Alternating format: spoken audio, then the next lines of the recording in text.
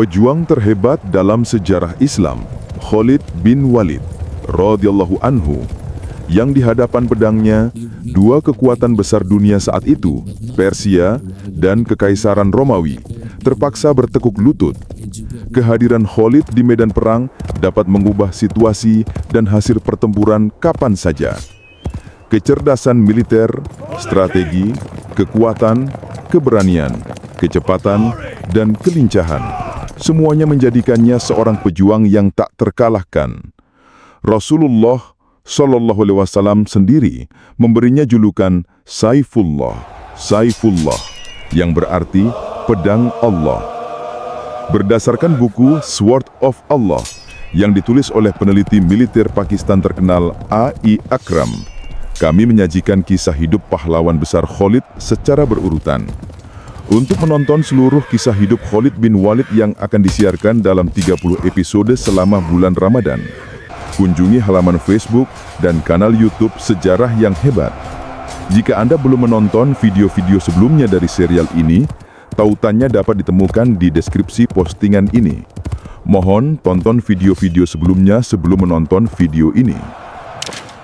Pedang Allah, episode 9, Masa Kebingungan Negara. Kegiatan kaum murtad sudah dimulai sejak Rasulullah Shallallahu Alaihi Wasallam masih hidup, dan di bawah kepemimpinannya, aktivitas utama mereka pada tahap awal berhasil ditekan. Setelah wafatnya Rasulullah, aktivitas kaum murtad ini menjadi sangat luas dan berbahaya. Khalifah Abu Bakar radhiyallahu anhu berhasil menekan gerakan jahat yang menyebar ke seluruh Arab. Dalam buku ini, gerakan kaum murtad dimasukkan ke dalam jilid kedua untuk dibahas secara terpisah, meskipun asal-usul gerakan ini bermula pada periode sejarah yang dijelaskan dalam jilid pertama. Pemberontakan pertama dan utama kaum murtad terjadi di Yaman. Ini dikenal sebagai insiden Aswad al-Ansi. Aswad adalah nama seorang pemimpin suku besar yang tinggal di wilayah barat Yaman. Nama aslinya adalah Ablah bin Ka'ab. Namun kulitnya sangat gelap sehingga ia dipanggil Aswad atau orang berkulit hitam. Orang ini memiliki banyak kualitas yang patut dicemburui. Ia bahkan bisa meramalkan masa depan orang. Pada tahun ke-10 Hijriah, penduduk di wilayah selatan dan tenggara Jazirah Arab memeluk Islam. Rasulullah Shallallahu Alaihi Wasallam mengirimkan perwakilannya ke daerah-daerah ini untuk menyebarkan Islam. Meskipun upaya mereka tulus dan sungguh-sungguh, penduduk di daerah tersebut gagal memahami esensi Islam. Perubahan mereka pada dasarnya hanya bersifat lahiriah. Sebelum berada di bawah naungan Islam, penguasa Yaman adalah seorang pria bernama Bazan, yang lahir dari keluarga bangsawan Persia. Dia memerintah Yaman atas nama Kaisar Persia. Ketika orang ini memeluk Islam, Rasulullah Shallallahu Alaihi Wasallam mempertahankannya pada posisinya. Di bawah kepemimpinan yang bijaksana dan terampilnya, Yaman mengalami banyak kemajuan. Sesaat sebelum Haji Wada, Bazan meninggal mendadak dan Rasulullah Shallallahu Alaihi Wasallam menunjuk putranya, Syahr, sebagai penggantinya. Di bawah kepemimpinan Syahr, kedamaian terus berlanjut di Yaman. Pada saat Haji Wada, Rasulullah Shallallahu Alaihi Wasallam, Aswad memutuskan untuk memproklamirkan dirinya sebagai nabi. Dia mengumpulkan beberapa orang dari sukunya dan membacakan beberapa ayat mengklaim bahwa dia adalah utusan Allah, dan ayat-ayat itu adalah bagian dari Al-Quran yang dikirimkan kepadanya oleh Allah Subhanahu wa Ta'ala. Aswad memiliki keledai peliharaan yang telah ia latih selama bertahun-tahun untuk melakukan beberapa perintahnya. Dia menggunakan keledai ini untuk menunjukkan kekuatannya. Ketika ia menyuruh keledai itu menundukkan kepala kepada tuannya, keledai itu melakukannya, atau ketika ia menyuruhnya berlutut, keledai itu menuruti. Karena itu Aswad dikenal di wilayah tersebut sebagai orang berkeledai atau Dil Himar. Beberapa orang percaya bahwa ia dikenal sebagai Dil Himar, yang berarti pemabuk, bukan Dil Himar. Ini juga bisa jadi benar, karena ia sering mabuk dan terletak begitu saja. Bagaimanapun, orang dari sukunya menerima ia sebagai nabi yang sejati, dan beberapa suku kecil lainnya di Yaman juga percaya kepadanya. Nabi palsu Aswad menyerang Najran dengan pasukan 700 penunggang kuda dan dengan mudah merebutnya. Merasa gembira dengan kemenangan yang mudah ini, ia menunjuk orangnya sendiri untuk memerintah Najran dan berangkat menuju San'a. Syahr, penguasa baru Yaman, mengetahui jatuhnya Najran. Mengetahui bahwa Aswad sedang bergerak menuju San'a, Syahar maju untuk menghalanginya dengan pasukan kecil. Pertempuran terjadi di utara San'a. Dalam pertempuran singkat ini, Aswad menang dan Syahar gugur. Ia meninggalkan istrinya yang muda dan cantik Azad. 5 hari kemudian, Aswad masuk ke San'a. Dan dalam waktu hanya 25 hari, setelah memproklamirkan dirinya sebagai nabi, ia mencapai kesuksesan dengan cepat. Hampir seluruh Yaman kini berada di bawah kendali Aswad. Untuk menikmati kemenangannya, ia memaksa janda Azad untuk menikah dengannya. Janda malang itu tidak punya pilihan selain menyerah kepada pemabuk dan orang berkeledai yang menjijikan ini. Kebencian Azad terhadapnya begitu kuat, sehingga suatu kali ia berkata kepada seorang temannya, "Tidak ada orang lain yang lebih menjijikan bagiku." Aswad menyebarkan cengkraman jahat dari sifatnya yang menjijikkan kepada anggota keluarga Bahzan yang masih hidup dan melecehkan mereka dengan berbagai cara. Marah dengan perilakunya, seorang muslim sejati yang setia dan bertubuh kekar bernama Firuz al-Dailami menjadi sangat ingin membalas dendam. Firuz adalah sepupu Azad dan dari keluarga Persia yang sama. Sementara itu Rasulullah Shallallahu Alaihi Wasallam dari Madinah mengumpulkan informasi tentang semua kejahatan Aswad dan mengambil tindakan untuk menghukumnya. Ia mengirimkan Qais bin Dubairah untuk tugas ini. Qais memasuki San'a tanpa diketahui siapapun dan dengan bantuan Firuz dari Persia, ia menciptakan gerakan rahasia melawan penipu Aswad. Mereka melanjutkan pekerjaan mereka dengan sangat rahasia sesuai dengan rencana mereka. Membunuh Aswad bukanlah tugas yang mudah. Aswad yang berkulit hitam itu terkenal karena tubuhnya yang besar, kekuatannya yang tak terbatas dan keberaniannya. Ia sudah mulai curiga terhadap Firuz. Selain itu, ia tinggal di sebuah istana yang dikelilingi tembok tinggi. Banyak penjaga berpatroli di sekitar istana dan di koridor. Penjaga-penjaga ini direkrut dari orang-orang yang setia dan dapat dipercaya kepada Aswad. Satu-satunya cara yang mungkin untuk memasuki istana ini adalah dengan memanjat tembok di samping kamar Azad. Ketika Firuz menghubungi Azad dan menjelaskan tujuannya, ia langsung setuju, menganggapnya sebagai satu-satunya cara untuk melarikan diri. Pada tengah malam, tanggal 30 Mei 632 Masehi, setelah bulan terbenam, Firuz melewati para penjaga dan memanjat tembok dengan bantuan tali, memasuki kamar Azad. Azad menyembunyikannya di kamarnya, dan kedua saudara sepupu itu menunggu kesempatan. Sejawat sebelum fajar, Azad dengan sangat hati-hati memasuki kamar Aswad. Kamar Aswad berada tepat di samping kamar Azad. Ia membuka pintu, melihat keadaan Aswad dan kembali. Api balas dendam membara di matanya. Ia berbisik kepada Firuz, "Sekaranglah waktunya." Aswad mabuk dan terbaring di sana. Firuz dengan sangat hati-hati berjalan dengan ujung jari kakinya mendekati kamar Aswad. Azad juga mengikutinya. Azad berdiri di depan pintu sementara Firuz memasuki kamar dengan pedang terhunus. Aswad tiba-tiba bangkit di tempat tidur dan menatap Firuz dengan tatapan kosong yang penuh keheranan. Ia dengan mudah memahami intensinya. Dalam bahaya ini, mabuknya Aswad segera hilang. Tetapi sebelum ia bisa turun dari tempat tidur, Firuz bergegas dan memukul kepalanya dengan pedangnya. Aswad jatuh ke tempat tidur dalam keadaan terluka. Menurut catatan sejarawan, ia meraung seperti banteng pada saat itu. Teriakan Aswad membuat para penjaga bergegas dan ketika mereka melihat Azad di depan kamar, mereka bertanya, "Apa yang terjadi pada Rahman Yaman?" Azad meletakkan jarinya di bibirnya mengisyaratkan para penjaga untuk diam dan berbisik, "Sekarang ia sedang menerima wahyu dari Allah Subhanahu wa Ta'ala." Penjaga itu dengan gembira mengabaikan terikan tuan mereka dan pergi. Begitu penjaga berbelok di koridor dan tidak terlihat, Azad memasuki kamar. Firuz berdiri di samping tempat tidur, menunggu kesempatan untuk menyerang lagi. Sementara Aswad menggeliat dan menendang-nendang. Azad dengan cepat mendekati kepala tempat tidur, memegang rambut Aswad dengan kedua tangannya, dan menekan kepalanya ke tempat tidur. Mengambil kesempatan ini, Firuz menyerang beberapa kali dan memenggal kepala nabi palsu itu dari tubuhnya yang besar. Dengan cara ini, kehidupan Aswad, si orang berkeledai, pemabuk dan penipu berakhir. Kenabian palsunya berlangsung selama 3 bulan dan berakhir hanya 6 hari sebelum Rasulullah SAW wafat. Dengan meninggalnya Aswad, gerakannya juga berakhir. Gerakan perlawanan kaum muslim yang dipimpin oleh Qais di San'a menjadi agresif dan beberapa pengikutnya kehilangan nyawa. Banyak dari mereka melarikan diri ke tempat lain dan menciptakan masalah lagi bagi penguasa muslim berikutnya. Beberapa dari mereka kembali memeluk Islam, tetapi kemudian murtad lagi. Setelah membunuh Aswad, Firuz ditunjuk sebagai penguasa Sana'a. Beberapa hari setelah wafatnya Rasulullah SAW, berita baik ini sampai ke Madinah melalui seorang utusan. Berita jatuhnya Aswad membawa sedikit penghiburan bagi hati kaum muslim yang hancur. Akibat wafatnya Rasulullah SAW, kaum muslim mengalami berbagai krisis. Krisis ini bersifat emosional, spiritual, dan politik.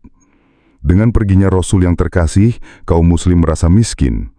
Selama 10 tahun terakhir, Rasulullah adalah komandan mereka, penguasa mereka, hakim mereka, guru mereka, pembimbing mereka, dan teman mereka, semuanya. Tidak ada satupun aspek dalam kehidupan mereka yang tidak terkait dengannya. Mereka datang kepadanya dengan semua masalah mereka, dan ia mencoba menyelesaikan semuanya, mencoba meyakinkan mereka.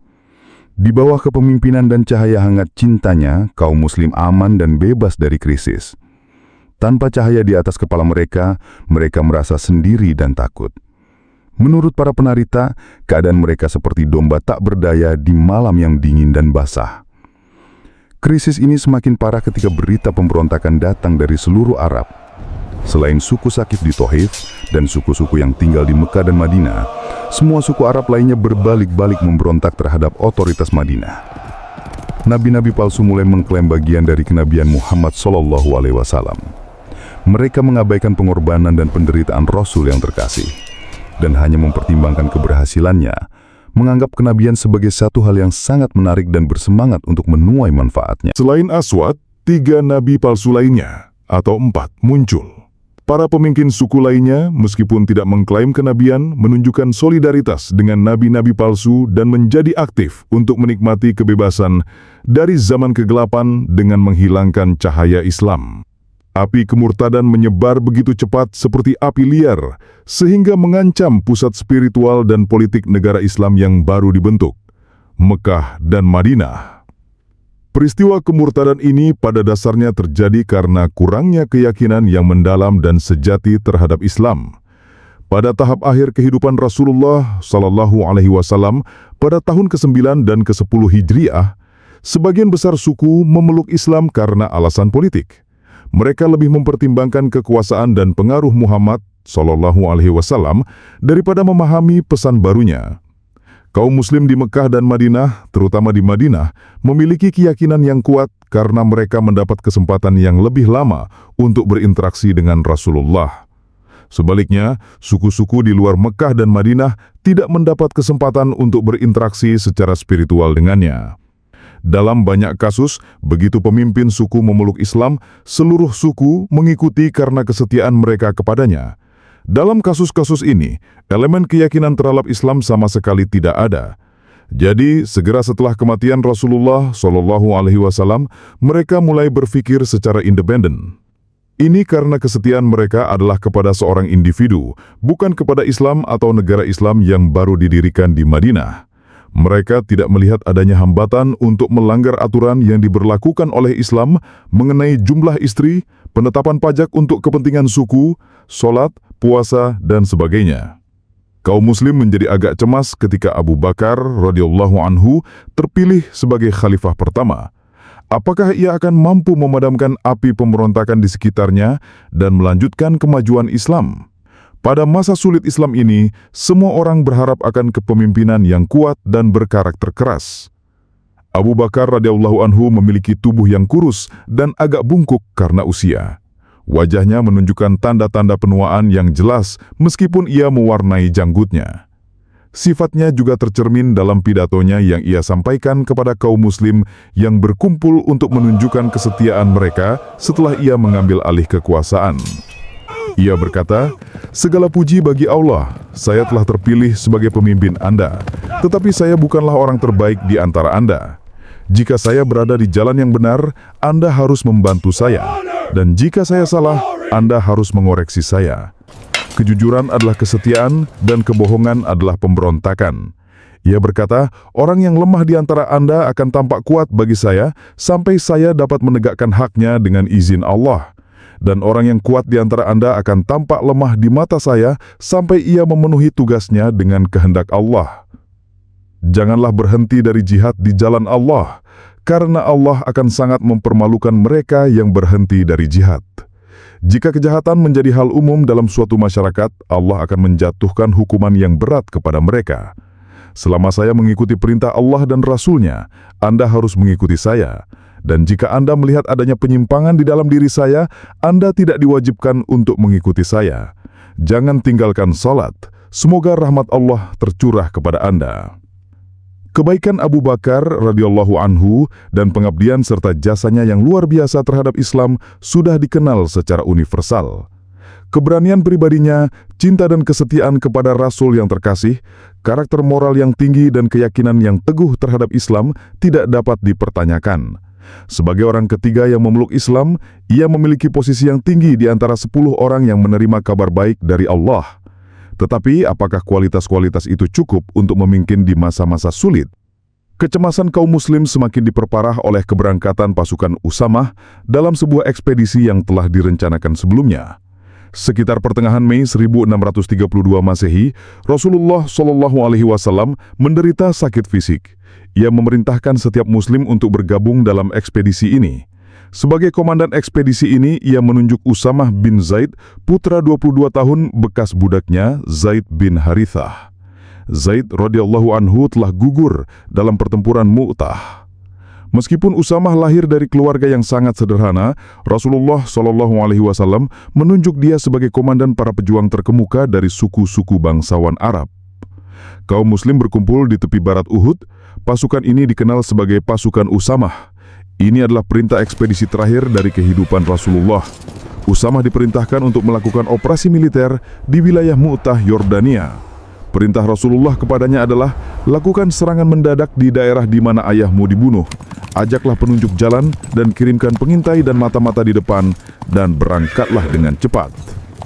Sebelum wafat, Rasulullah SAW mengingatkan tentang ekspedisi ini dan berkata, janganlah lupa untuk mengirimkan pasukan Usamah. Dalam situasi ini, beberapa sahabat terkemuka menemui Khalifah dan berkata, saat ini, sebagian besar suku Arab telah memberontak, dan berita perpecahan dan pemisahan datang dari segala arah. Apakah Anda masih ingin mengirimkan pasukan Usamah dalam ekspedisi? Jumlah kaum muslim sedikit, dan jumlah orang-orang yang tidak percaya banyak. Seharusnya ekspedisi ini ditunda.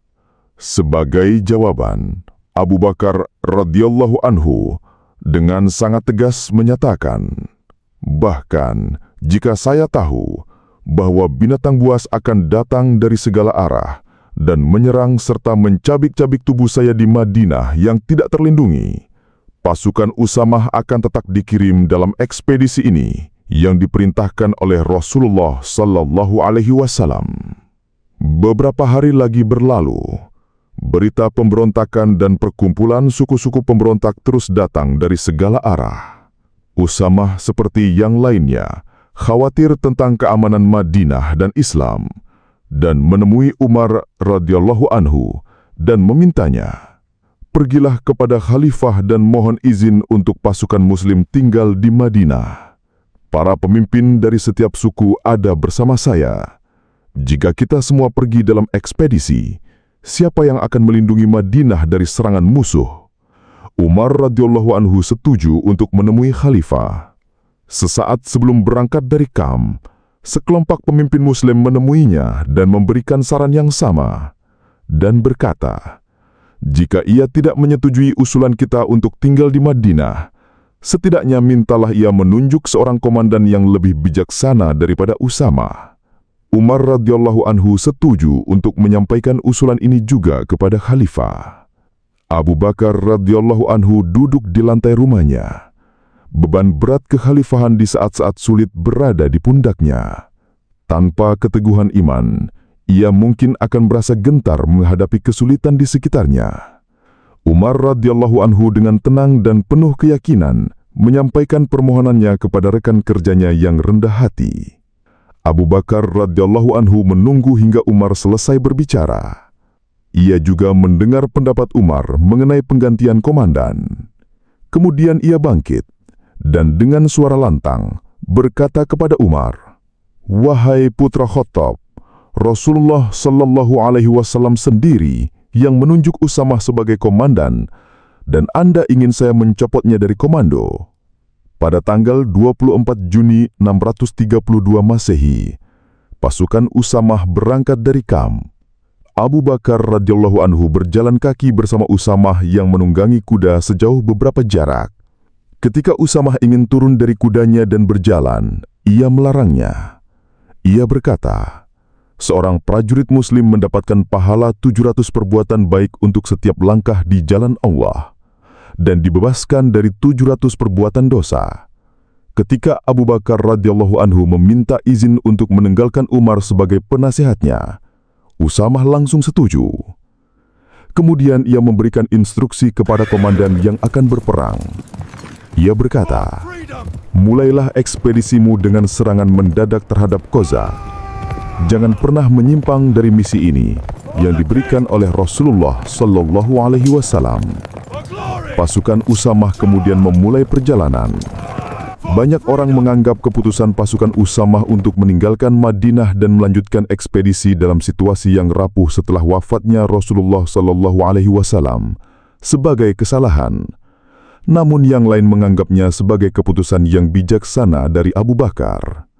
Karena keputusan ekspedisi ini mungkin telah memberi kaum pemberontak gagasan bahwa kaum muslim sangat kuat.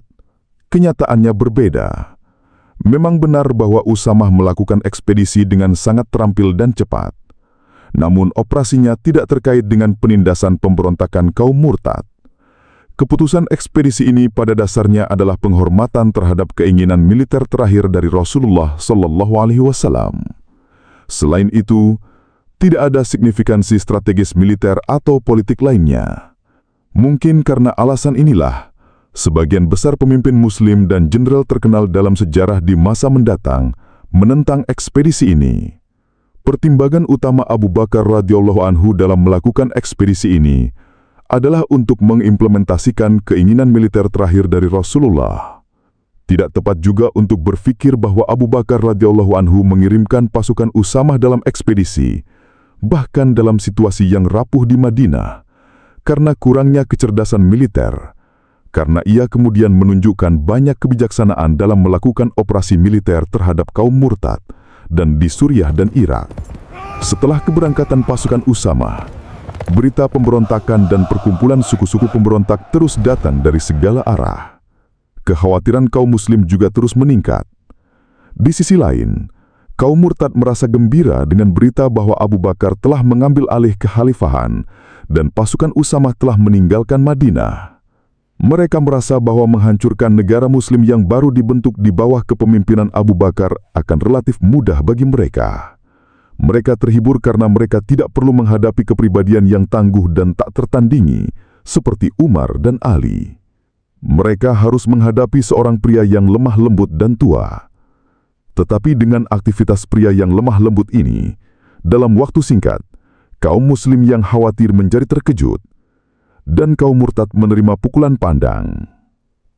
Seorang pemimpin suku melarikan diri dari pasukan Abu Bakar dan berteriak, "Selamatlah orang-orang Arab dari putra Abu Kuhafah, yaitu Abu Bakar As-Siddiq."